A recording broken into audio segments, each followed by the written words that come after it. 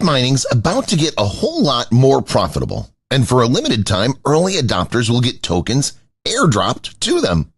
Scrypt coins have had a resurgence, community devs bringing back old coins and others making new. Most Scrypt miners are auto-converting these coins that have had bigger gains than blue-chip cryptos. But it makes sense. Besides, we have no wallet to hold them. That changes now. Lucky Coin 2x'd. Pepe Coin surged 40%, but there was no multi-chain Scrypt wallet built for us to catch the upside. That's exactly why we designed Scrypt Wallet. It's time to maximize profits and hold your Scrypt coins. The first multi-chain Scrypt wallet built by and for Scrypt miners. A non-custodial wallet for digital assets with real value. Scrypt coins, tokenized real-world assets, and interoperability with a Solana bridge for Scrypt coins. Scrypt Wallet is a community project, meaning we work with the users in our Telegram to make our product better. Go to app.scriptwallet.io and join the Telegram and become a beta tester and win airdrops.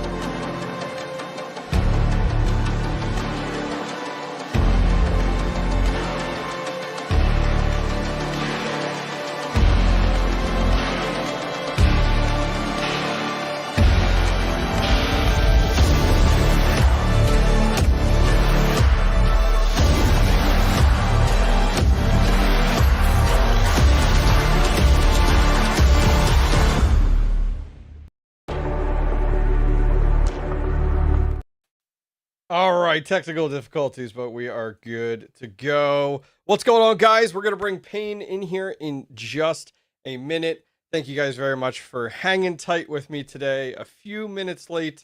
I literally had my internet provider here up till 2:02. It was incredibly stressful making some upgrades to my home network, but here we are hanging out. Today we're here to talk about Elphapex. So let me go ahead and bring Payne in here, add him to our stage. How's it going, brother? How you been? Hey, I'm good. How are you? It's been a minute. The stress is gone. Like, this isn't stressful to me at all. It's having my internet provider here 2 minutes before a live stream. Like, a little stressful. Living on the edge. Did it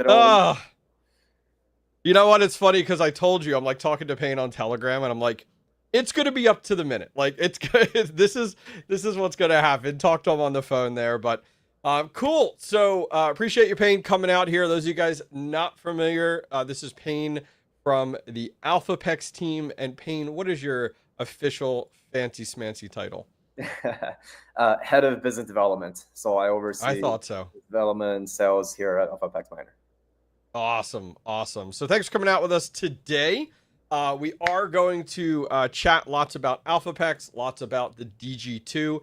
And yes, this is a full AMA, guys. So like, we're going to open it up and allow you guys to hammer questions.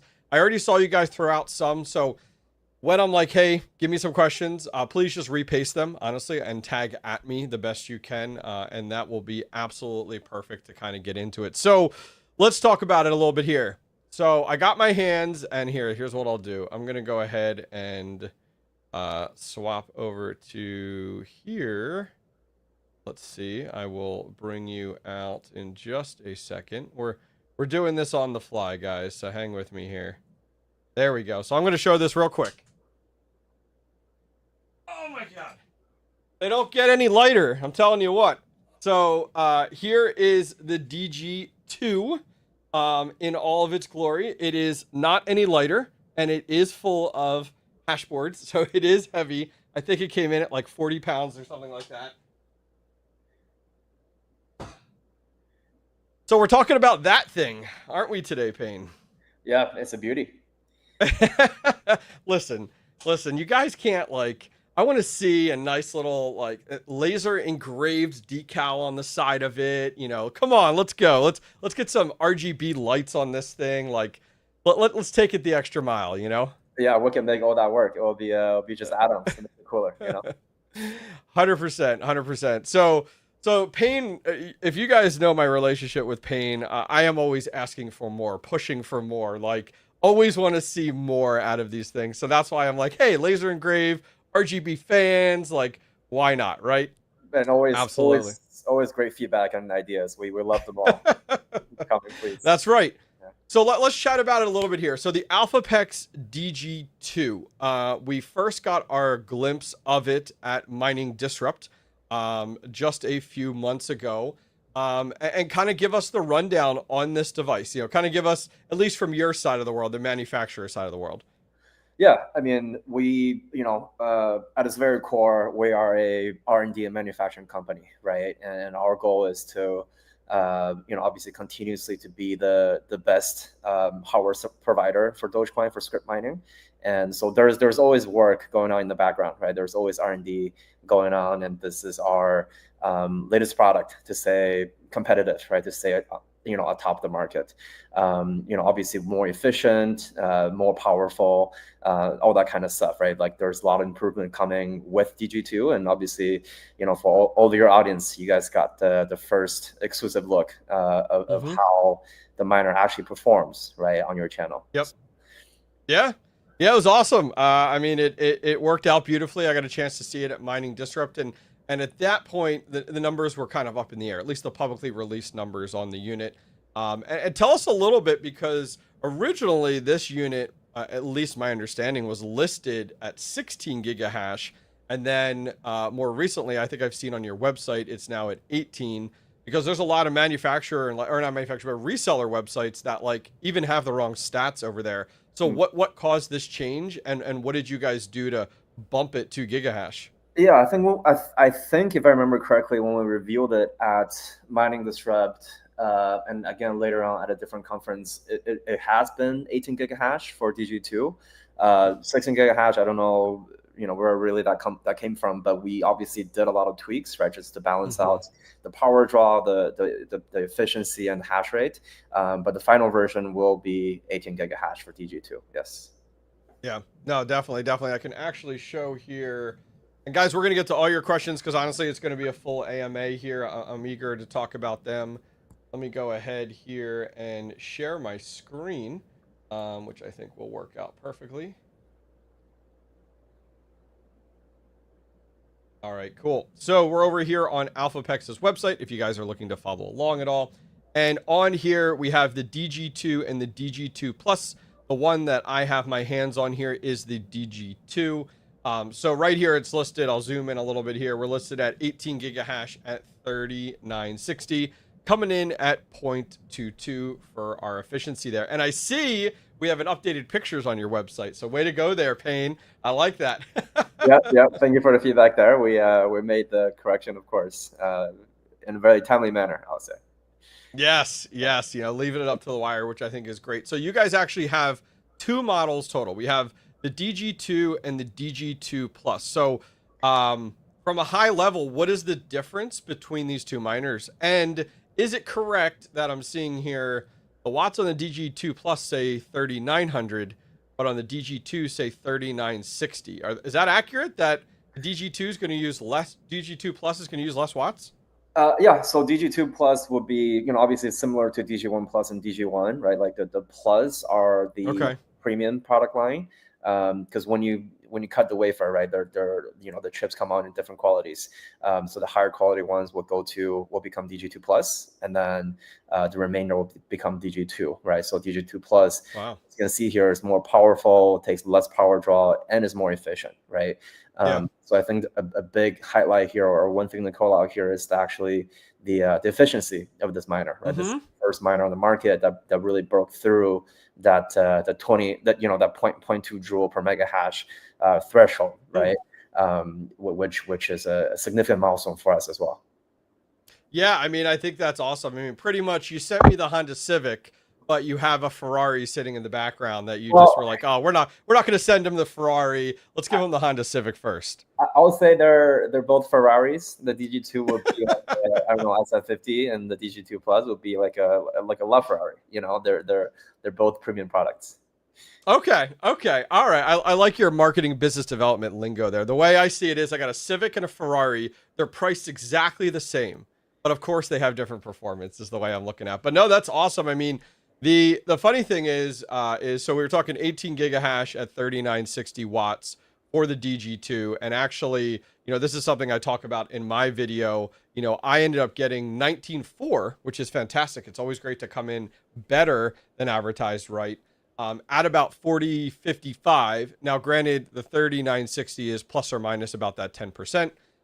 So, that being said, yeah, even then with this DG2 behind me, I'm still coming in at 0.20. So like, even though you guys are marketing on your site 0.22, I get it, right? It's manufacturer numbers versus out in the wild numbers. And that's why I wanted this unit so badly, was to actually test it at the wall in my mining environment. Yeah, I'm thrilled to see coming in significantly higher than 18, which is great. Kudos to you guys. Yeah, it's always good to have firsthand data, right? But by running it yourself, and and as a company, we always like to under promise and over deliver, right? As you probably saw our previous product as well, with DG1 Plus, DG1, Hydro One, Home One. All of our products normally, when you run them, come out with better numbers, right? Than when we advertise, and that's the goal that we have, right? Is to over deliver. Yeah. So with that being said, I just kind of want to jump into questions in chat. I have a bunch of questions, so chat, feel free to start firing away. Please tag me with them. But let's jump into it a little bit here. So Hobbyist Miner has the unit here in August. So this is somebody I saw had asked earlier, is this the production model or is this the sample prototype model that I played with? Yeah, you got the full production model for sure. We wouldn't be sending anything out unless we're ready, right, for mass production. And then that's the I guess one of the first units, right, that we came out with that's available. The actual delivery dates will start from November. I know that's one of the questions you mentioned in your video as well. So just to provide more validity to that dates, right, it will be from November, starting from November this year. Okay, perfect. So we got November time period, which is perfect in that regard. Now, that's for the DG2. Do we have any publicly announced shipping for the DG2 Plus yet or not yet? Same days. Both will start delivering in November. Really? Okay. Yes. Okay, fantastic. Okay, I mean, that is awesome. For a few bucks more, you can bump it up and get, the 20 gigahash at that 3,900 watts, which I think is fantastic. Yeah, between the two. Yeah, just to add a little note there, you mentioned earlier they're priced in the same way. Actually, if you do the division, the math, DG2 Plus is a little bit more expensive than DG2 because it's more efficient, right? And in a very honest way, the way I look at these more efficient, more powerful later generation products versus something that's a bit less efficient, less powerful, and older generation it's the difference between bull market and bear market, right? In a bull market, really, even older generation miners can make good money, right? And sometimes likely has a better payback period because it's a little cheaper. In the bear market, however, these more efficient, more powerful later generation miners come in more favorably, right? Because then your power consumption proportion is a little lower, right? It's a bit more efficient, so you can always power it on, right? You can always mine with it. You don't have to turn it off, right? So to me, that's the biggest difference, right? And with that, obviously, the later gen, the more premium products come with a premium in pricing as well. Yeah, no, that makes sense. So originally we had the DG Home One, we had the DG1 Lite, we had the DG1 Plus, we had the DG Hydro One. So question there is, will we see a full outlet, if not in November, but eventually branching into DG2 Hydros or DG Home 2s? Is that something that we can expect down the road? Of course. The answer is affirmative. Again, we're a R&D and manufacturing company, right? We spend a lot of time, effort, investment in chip design, and once we have the latest gen chip design, we'll definitely use it across our product line, right? So you will definitely see a Hydro 2, you will see a Home 2.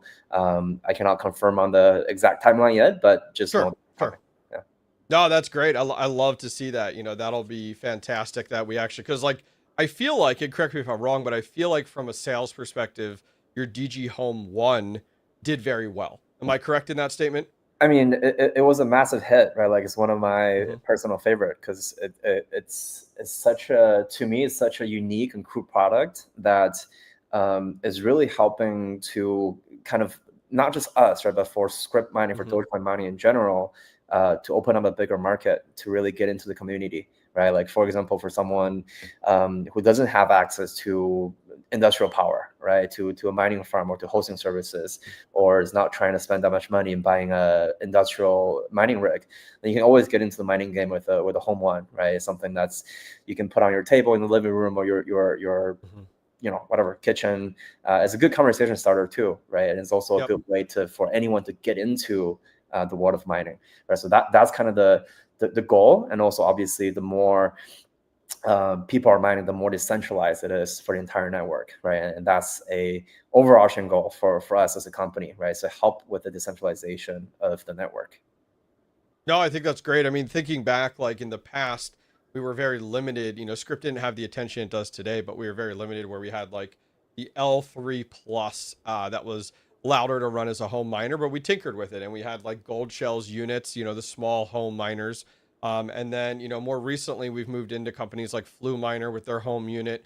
And we had the Volk Miner D1 mini home unit. And we also had the Elphapex DG Home 1, which is great. Like we've now started to get a lot of options. And on top of just a home option, we've also got units that have significantly less dB levels. So like the DG Home 1, for example, utilizing the type of AIO system for cooling, which is fantastic, and has really, really stepped into that world, which has been great. So I'm thrilled to hear that we'll have a DG Home 2 coming down the pipeline, during the 2 series, we'll call it, that'll be released within the company, which I think is great. Now, Hydro, as to be expected, a little bit away from, where my community is, but at least Hydro out there. Something that somebody had asked in chat, but I did not see on your roster. Have you guys ever thought about dabbling into immersion, or is that something we can expect down the road possibly? Yeah, for sure. We've been preparing for our immersion product. It's coming soon. So nice. It's another exciting piece of news.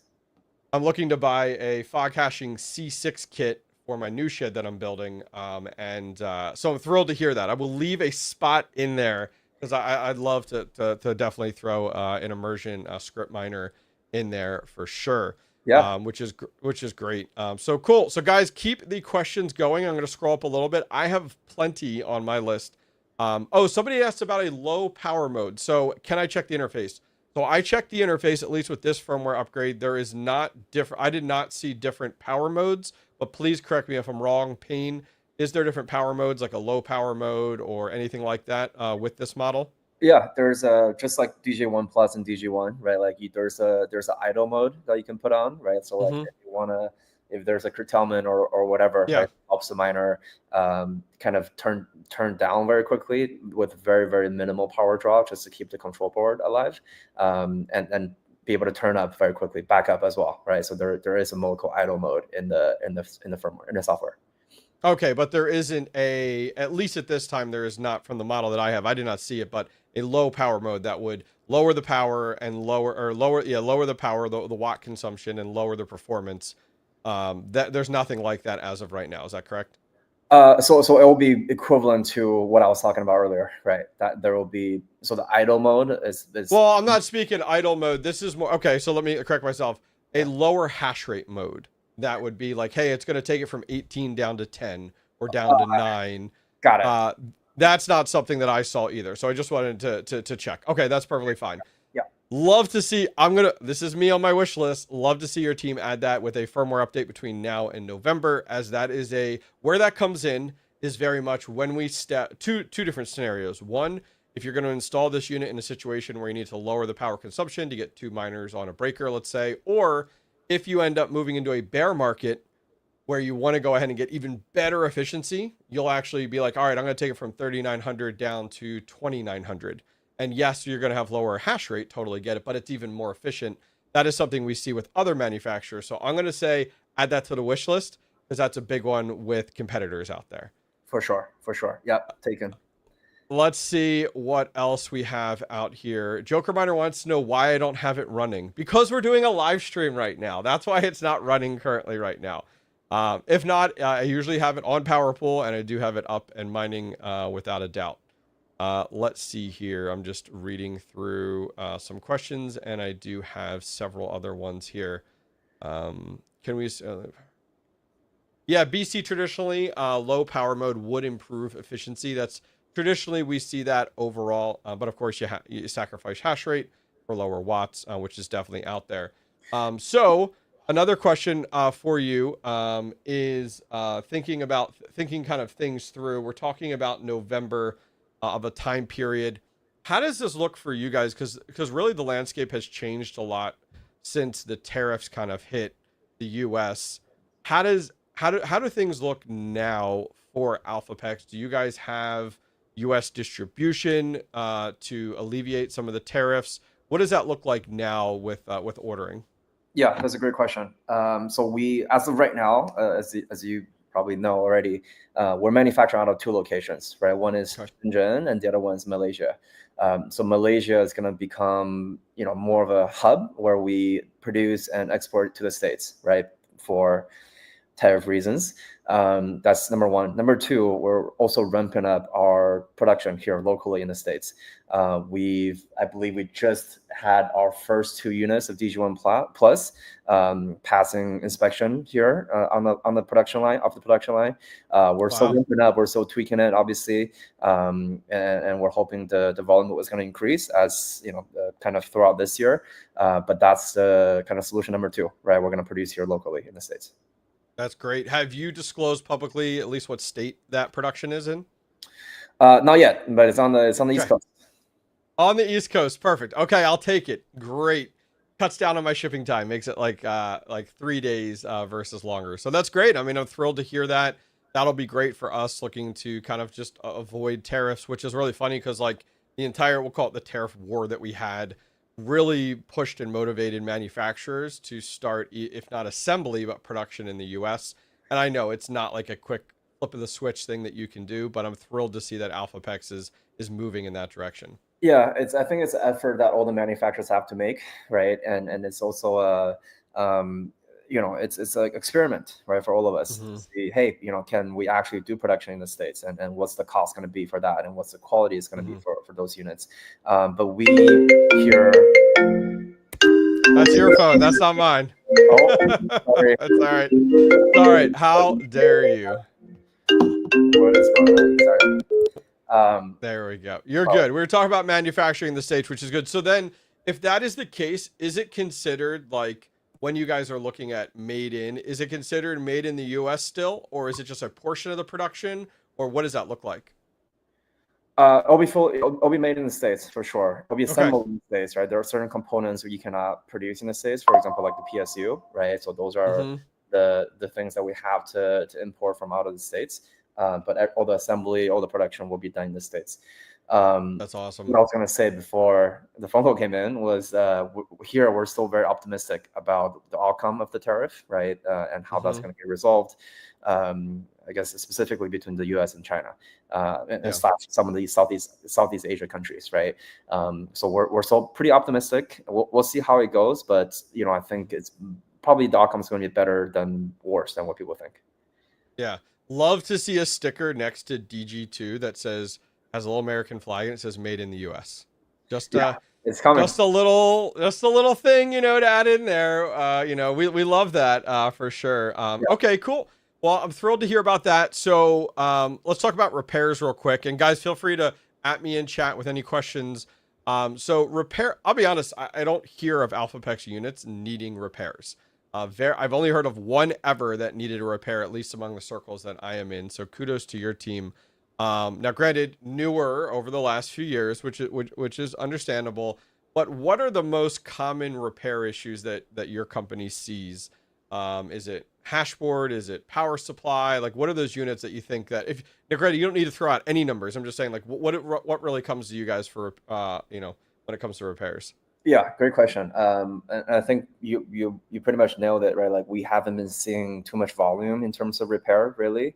But some of the most, I guess, the more frequent issues are normally either with the fans or with the PSU, right? Even the PSU is very, very small portion. But obviously for fans, it's a more consumable parts of it, right? It's a third-party product, and it's always running. And you know, if it breaks, it's very easy to be replaced, right? So normally it doesn't cost much downtime, right? If your site or if yourself can do the replacement, normally most places or most people can. For PSU, obviously it's also a third-party product, parts, right? But it doesn't break that much. But when we're talking about like the hashboard, we haven't really seen any breaking, right? And that's something that we manufacture ourselves, where we have, you know, full control over the quality of the production. So we haven't seen much issue there. So normally it would be the fence, I would say. Okay, definitely good to know. And then your repair facilities, correct me if I'm wrong, was that Texas? Correct. It's right outside Dallas in Texas. Okay, in the awesome. State. I love it. More central from that perspective there. So Yeah, Patrick Murphy in chat says, can you talk a little bit about your competitors and how Elphapex is positioned in the space and market segment? So I'll just say a quick thing there in regards to Scrypt mining has absolutely become more competitive. I would say over the last 3 years, we've seen more manufacturers. You know, Elphapex has stepped to the plate. Volk Miner we've seen out there, Flu Miner. So yeah, speak a little bit to Patrick Murphy's question there regarding, you know, kind of where Elphapex is positioning itself among competitors. Yeah, that's a great question. You know, for us, our stance has always been the more the merrier, right? We welcome all the friendly competitions. You know, what we think is, you know, obviously the more players are in the space, the more better products come out. That's just only going to motivate all the manufacturers to do better, right? To continuously to reinvest more money, more efforts into development, into getting better, more efficient chips, right? And eventually that's going to benefit the end users, the miners, right? So for us, you know, again, the more the merrier, and when we welcome all the different products, different approach out there, right? So we can learn together and kind of, you know, progress together. Yeah, great. So this question is from Techman, and this is definitely tapping into the tinkerer side of home mining, and I love to see it. And I doubt your team has thought about selling a kit like this, but he says, are we going to be able to upgrade the boards from the DG Home 1 to the DG Home 2 and just buy the boards themselves or a kit themselves? I imagine that's not something you're tapping into, but please correct me if I'm wrong. Great idea. Probably not at the moment. You know, DG2, I mean, for all the home products, right? Like we want to, you know, besides the fact that we want them to be, you know, profitable, quiet, all that kind of stuff, we also want to make it look really cool, right? So like for Home 1, at least for me, like it can be a centerpiece in your whatever living room, right? For DG2, just rest assured the design is going to be, you know, no worse than DG1. DG Home 1, right? So you know, that's something cool that you can look forward to as well. So like I wouldn't be, for a home product personally, I wouldn't be thinking about swapping just the hashboard, right? But also like I'll care about the appearance of it, right? I think DG2 is going to look very cool as well. And then besides DG Home 2, we're also likely going to come out with other products going to look even cooler, right? Like I don't know if you guys went to CES, but we had a little demo, sample we had there. It's like a dog, but like a, you know, like the fortune cat that most Chinese restaurants have that goes like this. We had a similar concept of a Doge, right? That also is a home miner, right? So you plug in. So like a solo miner, I would imagine, is what it sounds like a little small solo miner. A little bit smaller, but we, you know, it's a concept, right? So we don't, you know, we don't utilize the hash rate or whatever, but you know, obviously want to make it profitable. It doesn't matter how profitable it is, right? We want to make it profitable. But the point is, we're trying to come up with different concepts and shapes of these home miners to make them look super cool, right? So that's part of the product value as well that we offer with these home products. Got it. Going back, we were talking not just the hashboard. Yeah, we were talking about repairs earlier. BC in chat says he has 15 of the DG1s and none of them have issues. So we were talking about reliability. We were talking about, just not seeing as many problems with them, which I love to see that, which is good. And I definitely thought it was good to mention that.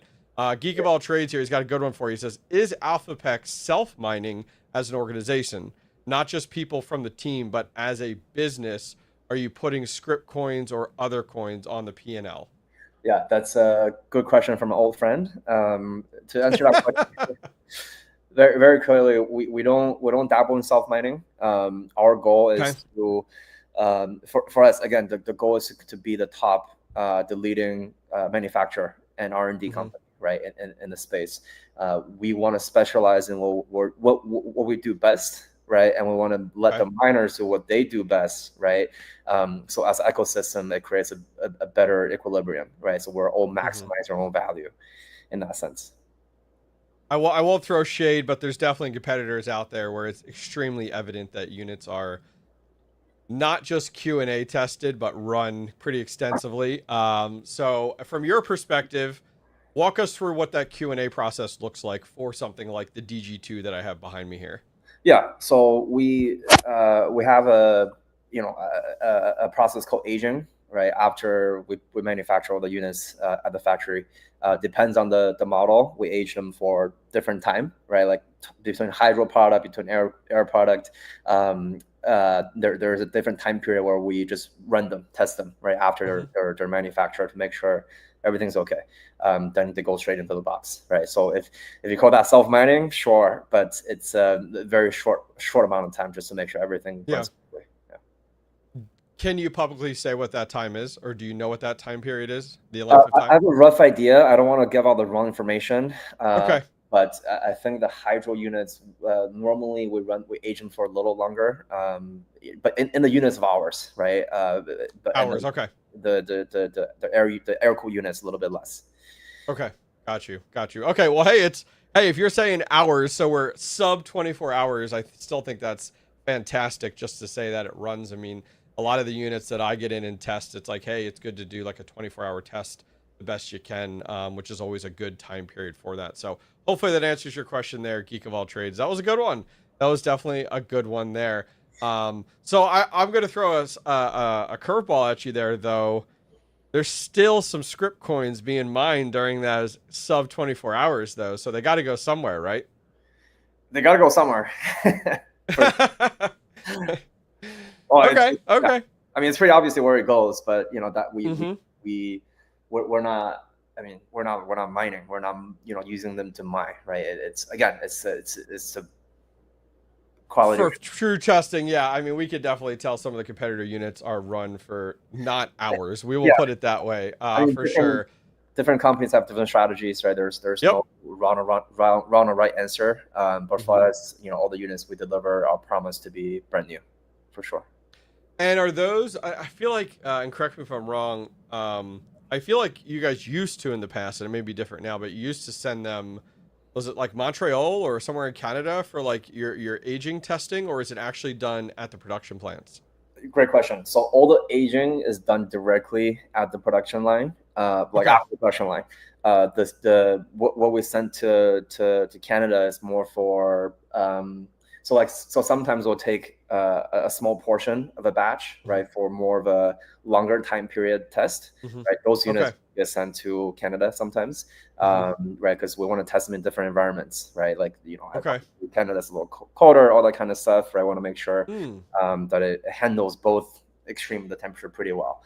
So that's what we'll use that set for. Yeah, I'll have to ask some people. I know this past winter in the U.S., in like the Western U.S., like Central, definitely struggled with extreme cold.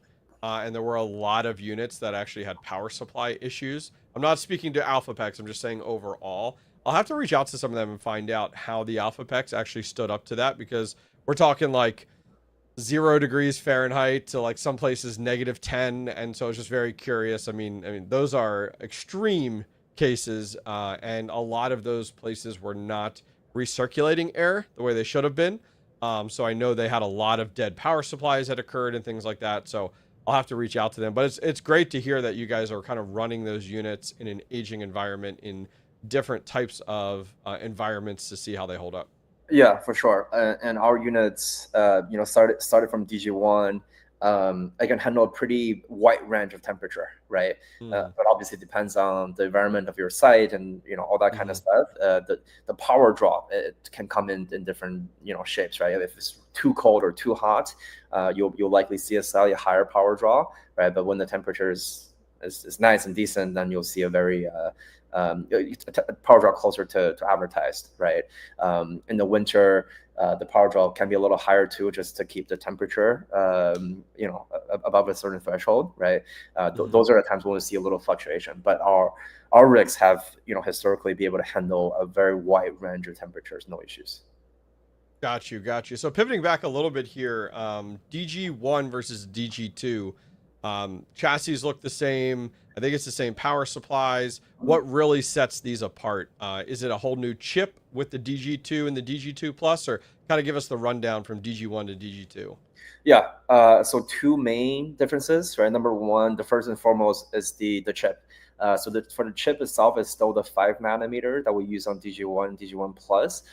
It's just a different chip design to make it more efficient, right? Again, that speaks very loudly about our R&D ability, right? We have a really, really wonderful and really knowledgeable team behind the scene and constantly doing development, right? Which makes my job a lot easier. So that's number one. Number two is with those more advanced and differently designed chips, we're using a more power efficient PSU to complement the better ability of the chips, right? So those are the two main differences. Obviously from a appearance perspective, it looks very similar, right? But what changed is on the inside. Got you. No, I think that's great. I mean, at least it shows advancement within the company, especially, which I think is great, and I'm happy to hear that. Somebody was asking about the DG2 Home. Yes, thank you for asking. We did talk at length about that. We don't have a date yet, but we can expect with DG2s that we'll have kind of very similar to the DG1. We'll have Hydro models, we'll have a home model, and it was alluded to that we will have an immersion model as well, all within that DG2 series, as well as something a little bit smaller than the DG Home 2. Is kind of what was alluded to earlier, which I think is great and awesome. No, I think that's great. So I'm looking at this. Those of you guys coming in, we're talked about a November ship date for the DG2 and the DG2 Plus. We also spoke earlier about US production and manufacturing, so we can get that stamp of made in the US, which is awesome. I think we're all thrilled to hear that. A few people asking about solo mining. So that smaller Doge unit, can you confirm, is that a solo miner? I mean, you can use any miner to solo mine, right? Okay. It depends on how you want to use it, right? Because for Scrypt, for Doge mining, the profitability is high compared to Bitcoin mining, right? For a home miner for Bitcoin, if you're not solo mining and using it as a lottery ticket, you're really losing money every day. Not much, but a little bit, right?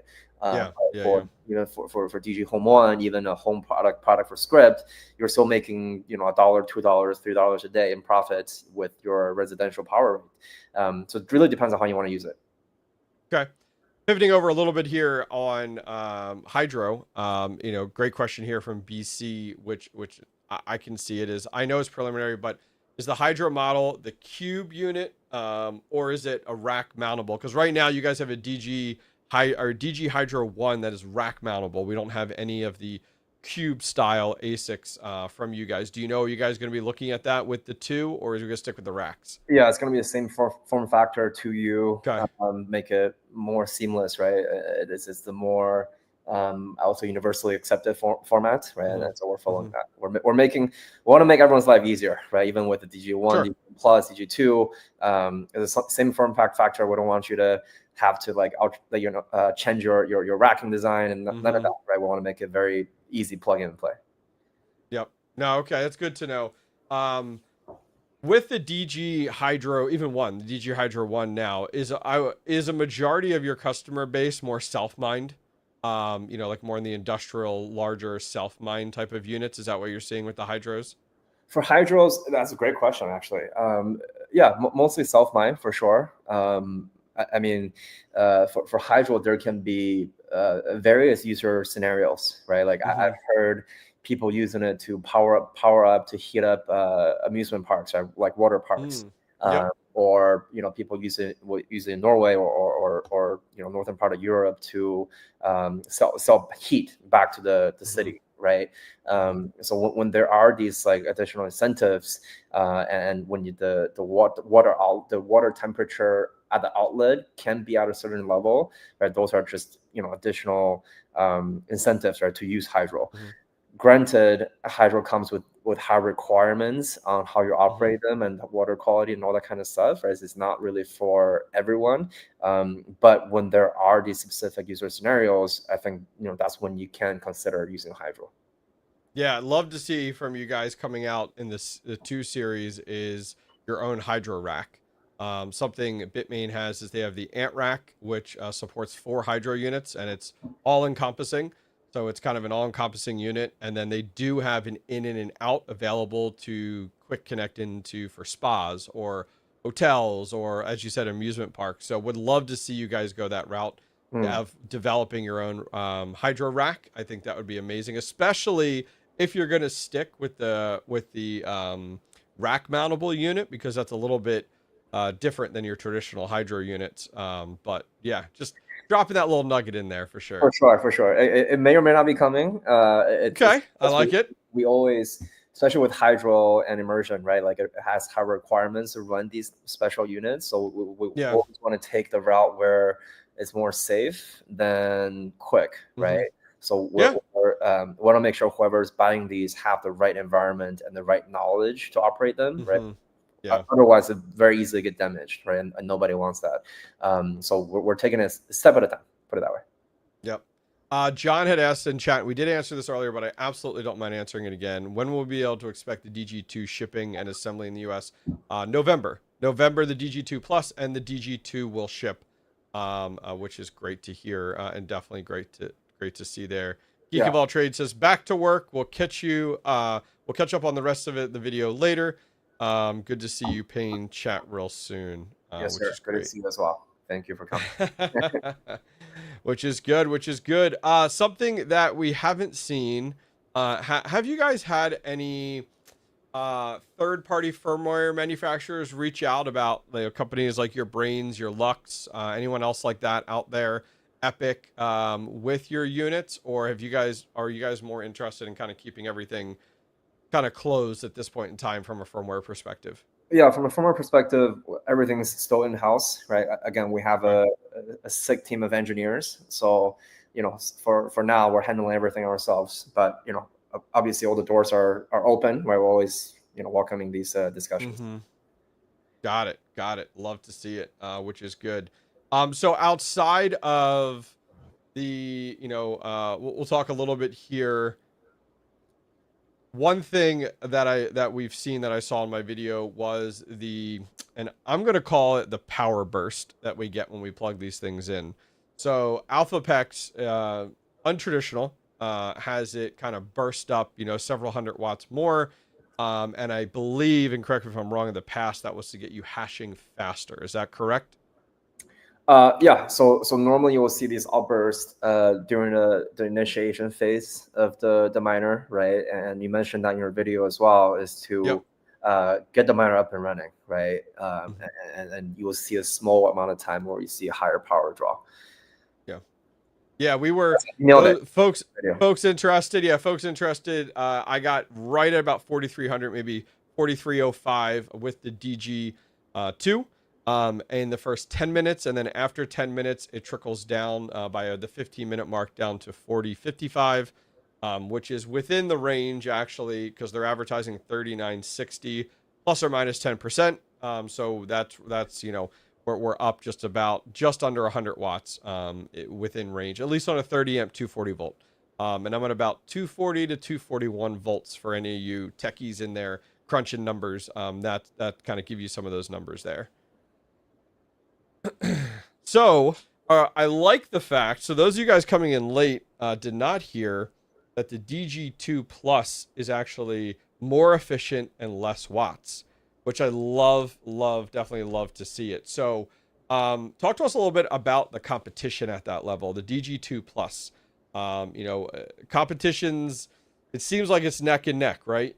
Where everybody's kind of fighting over hash rate and efficiency. So you guys are really the first to hit, like I'll say, 19.4 with my DG2. And, now we're going to jump to the DG2 Plus, which is advertised at 20.5. So based off of my math, we most likely 21.5. What's that competition like, in the Scrypt world? Great question. Right? It's for us, our goal again is very simple: is to continuously to lead the space and continuously to help the industry set standards, right? Not only just from a miner perspective, right? Having higher quality miner, more powerful, more efficient, but also coming from different perspectives, right? Like after sale support, repairs, customer service, so on and so forth, right? So that competition is always going to be ongoing. For us, if you look at DG2, DG2 Plus, and compare those to some of the other products, right, from other manufacturers, very obvious these are the two leading products in the market right now. Competition is going to come, right? But again, we're always working on the next product as well.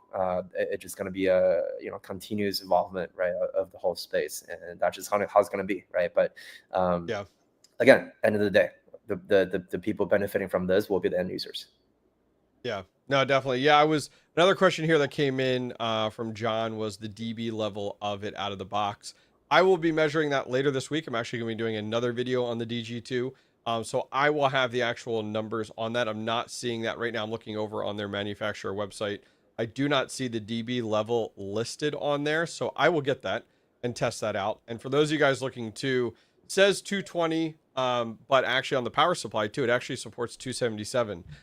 So that is great as well, based off of what type of, if you're doing 3-phase or anything like that, with some of the power out there and some of the individuals. So definitely should get that on your website. 277 support, 220 to 270, because that's what the power supply says. Yeah. 220 to 277, which would be good. But yes, John, look for my video later this week. I will have the DB listed on there as well, which will be good. So anything, Payne, talking about the DG2 that you feel we haven't touched on, that you're like, oh man, we should really discuss that today while we're waiting for questions? I think maybe going back to one of your earlier points where you said it's a heavy units, right? Like, so DG1 was also quite heavy, right? About 40 to 45 pounds. I think one of the main reasons for it is we actually, again, also kind of relating to the quality of the product, right? Is we really use the best material, right, to build our machines. If you look at the shell, the PSU, the fans, the dashboard, everything is top tier material, which is why probably it's a little bit more expensive, right? Sorry, a little heavier. A little heavier. Yeah, it's actually, I was looking, it actually comes in at 47.6 is actually what the total weight. I was looking on the manufacturer site and then just did a quick conversion there. It said 21.6 for kilograms and swapped over to pounds. So 47.6. So yeah, that's a heavy unit. I mean, I've shipped out a number of my units, even my Elphapex units, to get hosted at times, and that's probably one of the heaviest units next to the Bitmain E9 Pro, which is that super long, really big unit. This is probably the heaviest one right next to it. Yeah. There's also 4 hash boards in there too, right? Which is contributing to the weight of the machine. But maybe you don't need weights anymore at home, right? Just use the machine. That's right. That's why it's sitting behind me. That's exactly why it's sitting behind me. Which I think is very cool. Well, that's awesome. So outside of that, what does Elphapex have ahead of things? Looking ahead. So. Are there any events that people can expect you guys at, especially if they want to see the products firsthand? What do you guys have coming down the pipeline over the next few months? Yeah, great question. We normally have really good presence at all these conferences, as you know, right? For the rest of the year, let me see. We will have presence at NABS, right, in Dallas in October. We're going to be at Dubai for BCL, Blockchain Live, and end of October as well.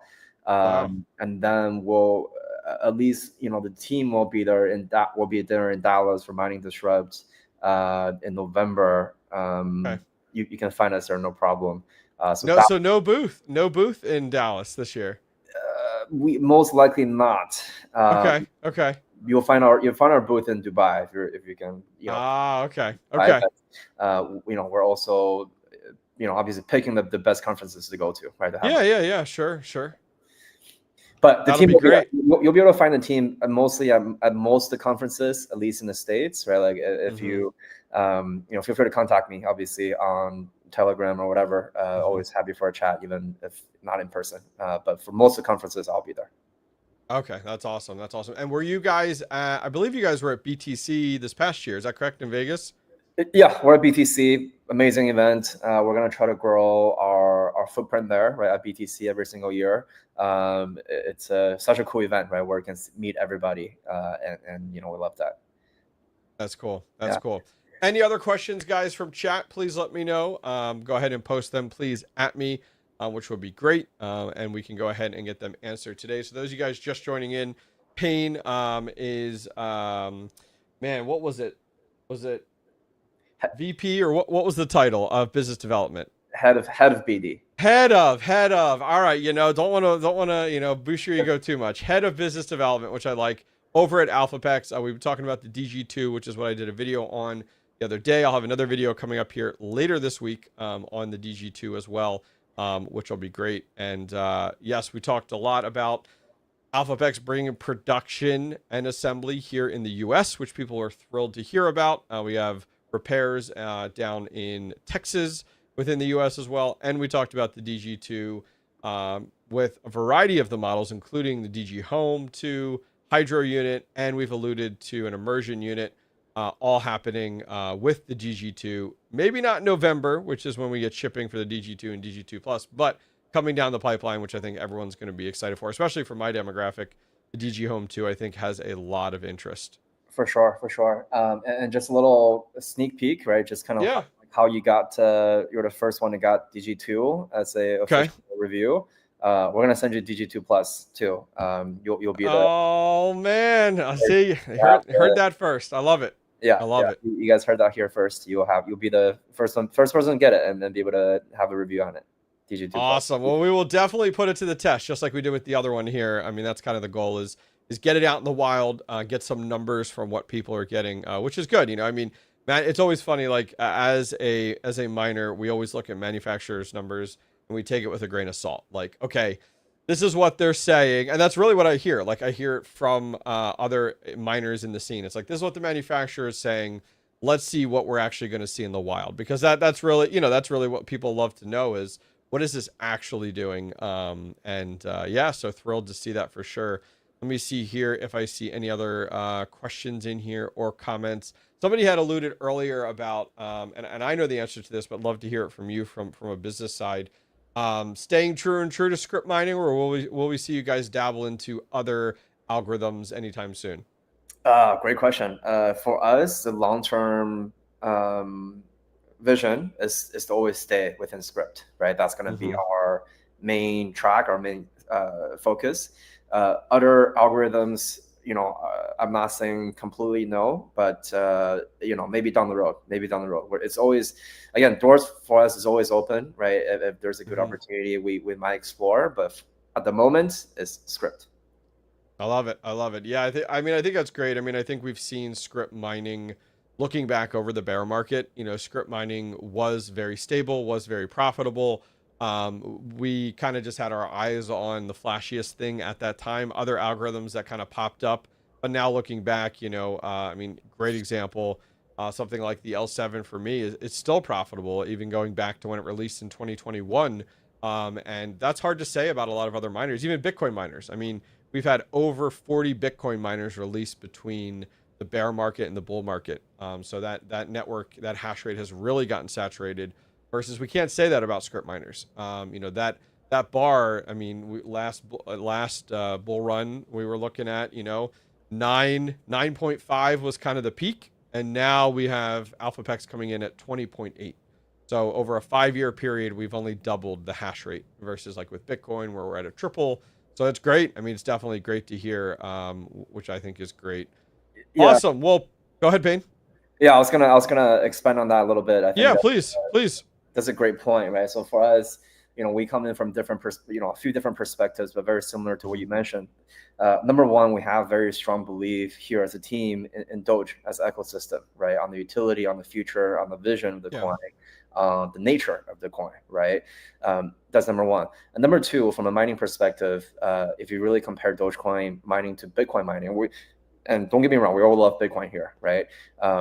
If you compare just from the mining perspective, what we really think is Dogecoin mining is going through what Bitcoin mining went through 2016, 2017, right? It's still a very small network where there's a lot of growth and there's a lot of so-called first mover advantages, right?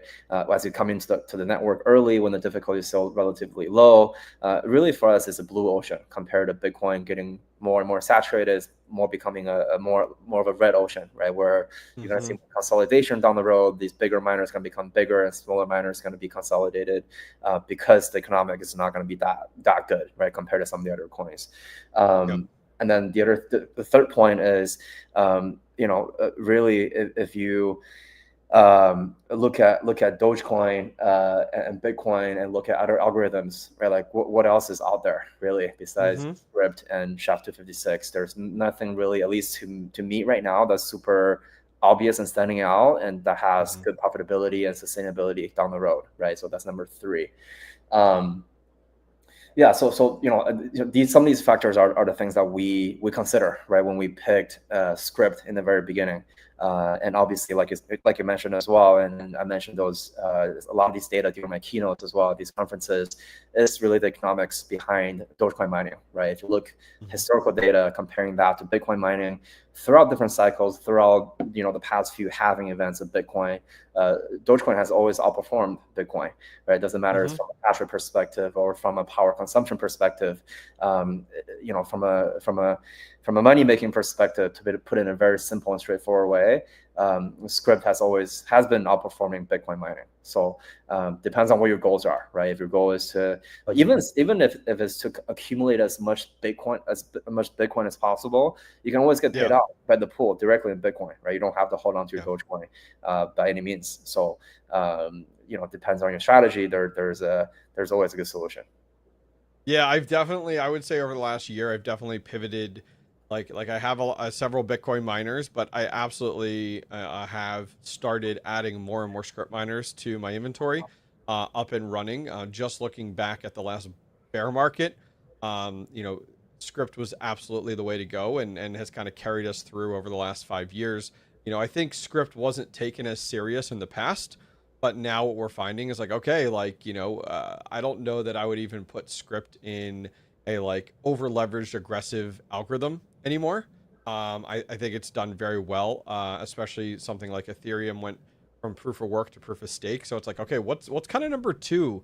I think we can all agree, like we're all kind of looking at Bitcoin, and I get it 100%. I agree. I mean, for me too, I'm taking my Scrypt miners and my Scrypt miners are significantly more profitable. They have been over the last year, and I am holding on to some of that Doge, but a lot of it is getting repurposed to expand more hardware, to pay for electric, to get me into Bitcoin, and even more and more. So yeah, I'm thrilled to see it. I mean, I'm thrilled to see that you guys have stepped into the space when you did, at the time you did with the DG units, because I'll be honest, we need more competition, as you alluded to earlier in this conversation.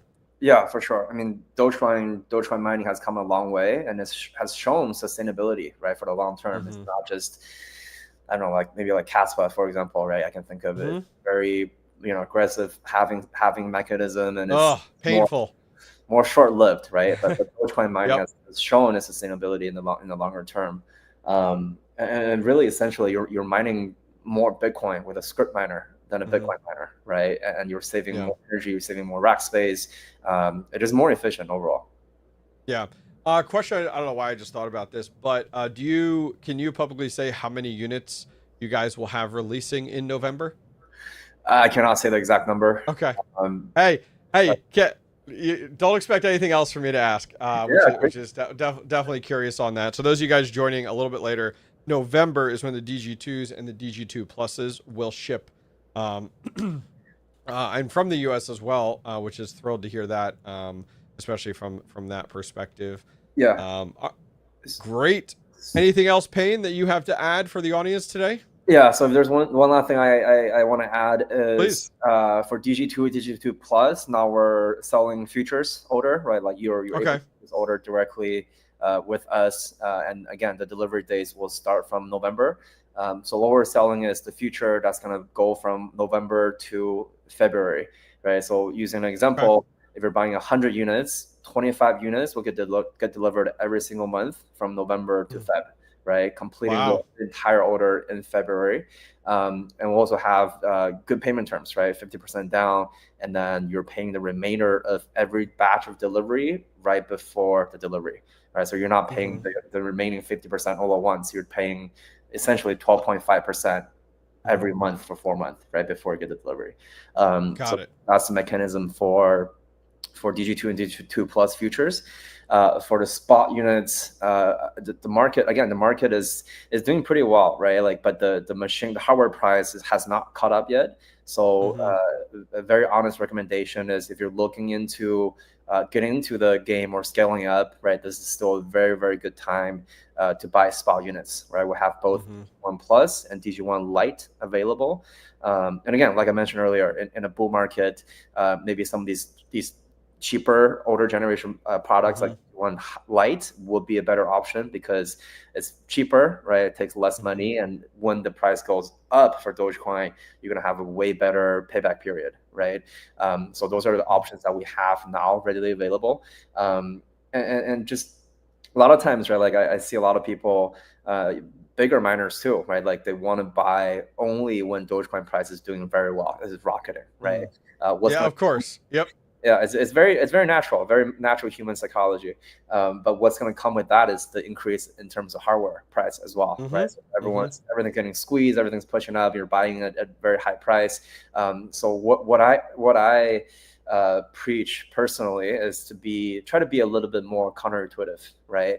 If you have longer term vision, if you have faith in the ecosystem in Dogecoin, try to deploy more capital when the market is not doing super hot, right? When the hardware price is low. So, essentially in this game, there are only two factors at play.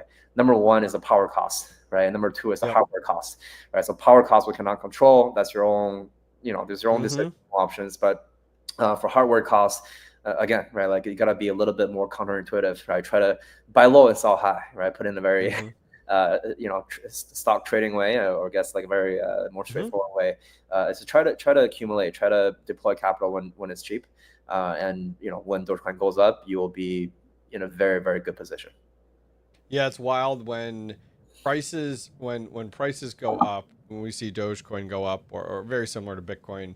I do a lot of consulting calls with people, and the increase in looking to get into miners at that time when prices are up is so different than when prices are down. It's reverse. Like there's so many people looking to spend the money then when hardware prices have gone up. At the end of the day, people forget, you're buying a money printer. So when that money is worth more, the prices of that hardware is worth more. So I always tell people like, hey, try to put some of your profits into like USDT or USDC, into a stable coin. And then when those prices are lower for those coins and the prices of hardware goes down, then you buy. Exactly kind of what you're alluding to. Somebody did ask, so we're talking about November for the DG2 Plus. Is that just shipping for Elphapex units bought through Elphapex, or is that also when you guys ship to suppliers as well? I want to make sure I set that kind of precedent for people that decide to pre-order elsewhere. We'll ship at the same time, right? Same time. Okay. Yeah, well, us shipping to distributors and us shipping to end customers would be the same time, right? So if you order directly from us, you'll get it directly from us. So in reality, if it's November 1st, you would actually get it faster ordering from Elphapex because you guys still have to ship to the distributor, and then the distributor still has to ship to you. So it may be a 2-week difference naturally just based off of that versus, okay, got it. Because I know a lot of people are very interested in the fact of, hey, they want to be first. They want to get their unit as early as possible, which I can totally understand it. It is a hash rate battle at the end of the day. Yeah, I mean, yeah, for sure. I mean, the earlier you get it racked, energized, the more money you make, right? So you'll see two differences between, I guess, getting it directly from us versus a distributor. Number one is, in your video too, right? There might be a gap in price. Obviously, if you're buying futures early doing the pre-order, the price is very transparent. But if you're buying off of a different website, there is going to be a markup. And number two would be likely the delivery timeline, right? Going through a layer. So I'll say those are the two main differences. Awesome. Good to know. Yeah. Other than that, guys, I think that's going to wrap things up for today. Payne, thank you very much for joining me today. Guys in chat, thank you very much for your questions. I will have another video coming out this week on the DG2 answering some of your questions, like the DB levels on that, as well as a few other things. And then, as Payne alluded, we'll have the DG2 Plus here, hopefully sometime soon, and we'll do some extensive testing on that as well.